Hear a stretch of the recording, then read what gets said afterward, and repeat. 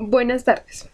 En este video se va a hablar de los problemas éticos, enfocándonos principalmente en las barras bravas, en la corrupción y en la violencia intrafamiliar.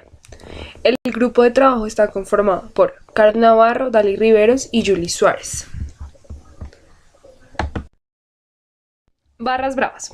Una barra brava es un grupo organizado de fanáticos dentro de una hinchada de fútbol, encargado de alentar a los jugadores de un club específico en los estadios durante los partidos, y también de amedrentar a los jugadores y aficionados rivales. Todo esto mediante el despliegue de banderas, la entonación de cánticos y ocasionalmente el ataque a los simpatizantes de los clubes rivales. En cuanto al origen de las barras bravas, este grupo comienza en Brasil y son conocidas como Torcida. En 1942 se crea la primera hinchada, que se llama Charanga de Flamengo, creada por Jaime López. El 28 de octubre de 1950 llega la primera barra brava a Europa, que se llama Torcida Split.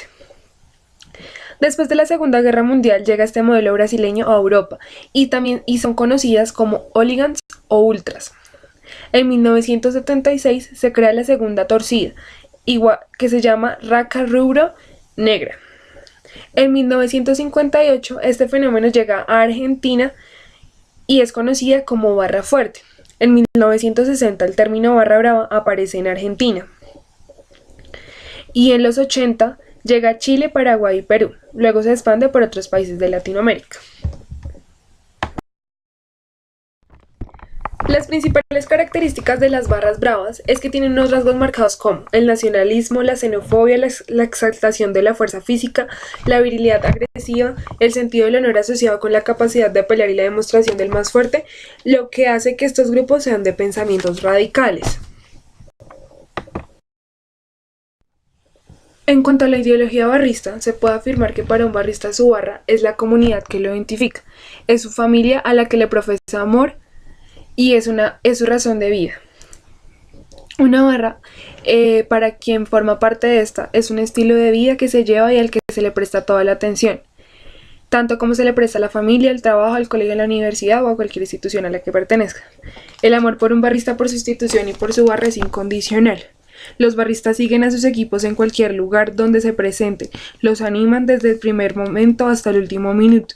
Su ideología se basa en la entrega incondicional, en las buenas y en las malas con su equipo. Y por último, las barras bravas en Colombia. En nuestro país las barras bravas están conformadas por jóvenes entre los 13 y los 26 años, ya que este grupo es muy reciente. Con esto se puede establecer las causas de rencor y la rabia reprimido entre estos hinchas. Estos comportamientos se dan principalmente por tres aspectos. El primero se presenta por una situación social, en donde un núcleo familiar violento genera más violencia. En segundo lugar, un factor económico que hace que el hincha desahogue sus problemas en un estadio de fútbol. Y por último, se entiende a una carencia de educación en el comportamiento. La corrupción es la acción o efecto de corromper, echar a perder, sobornar a alguien, pervertir o dañar a alguien o a algo. Una de las formas de corrupción es el abuso de poder o mala conducta. Dentro de esta tenemos dos ejemplos, que es la corrupción empresarial y la corrupción política. La corrupción empresarial hace referencia a los delitos y faltas cometidas por una persona o personas ligadas a una empresa con el fin de obtener beneficios propios o para los dueños de dichas empresas. En cuanto a la corrupción política, es el uso indebido de atribuciones, recursos o información con el fin de obtener provecho económico o de otro tipo para sí mismo. En cuanto a tipos de corrupción, hemos querido resaltar tres tipos. Para iniciar tenemos la extorsión, que es cuando se obliga a una persona a través del uso de la violencia o intimidación a realizar o omitir un acto jurídico con el fin de ocasionar daño a alguien. En cuanto al soborno, se dice que es cuando un ciudadano o una organización entrega directa o indirectamente dinero a alguien con el fin de obtener respuesta favorable a un trámite o solicitud, a pesar que esté incumpliendo las normas o que vaya en contra de la ética profesional. Uso ilegal de la información falsa o confidencial. Se da cuando alguien tiene acceso a información muy importante, clasificada, y la divulga por el fin de obtener un beneficio personal. Como se puede ver en la imagen, el señor adinerado busca comprar una parcela a un bajo costo que sabe que con el tiempo va a adquirir mayor precio. En cuanto a los efectos de corrupción, entonces tenemos que sea un efecto global en cuanto a lo económico, político y social, puesto que la corrupción impide que se dé un desarrollo holístico en la sociedad. Además, impide que cada ciudadano goce de los mismos derechos que los demás, según lo plantea la Constitución. Se imposibilita alcanzar un bien común, puesto que la corrupción fomenta o favorece fines particulares únicamente.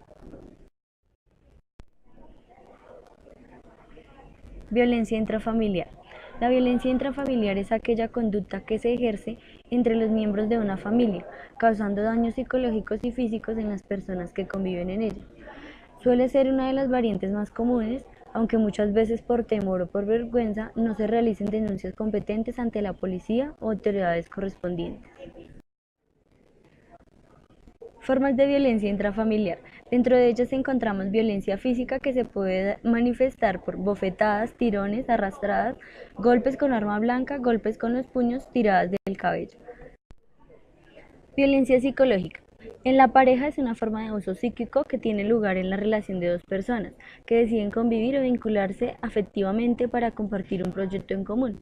Son comportamientos que se convierten en agresiones y daños, de los cuales el agresor puede o no tener conciencia.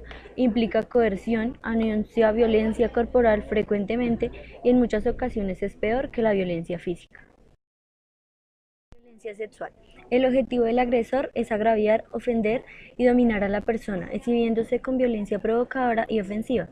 Se determina cuando a un individuo se le exige tener relaciones o contacto del tipo sexual sin que éste desee realmente. La violencia sexual puede darse de diferentes formas. Entre ellas encontramos el incesto.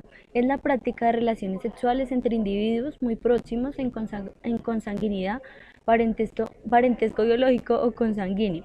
Se califica indiscutiblemente de incesto en todas las culturas a las relaciones sexuales entre madres e hijas o hijos, o entre padres e hijas o hijos, o entre hermanos o hermanas, abuelos, nietas o nietos, abuelas, nietos o nietos, así los ancestros consanguíneos con sus descendientes. No importa el sexo del familiar, al fin siempre será incesto.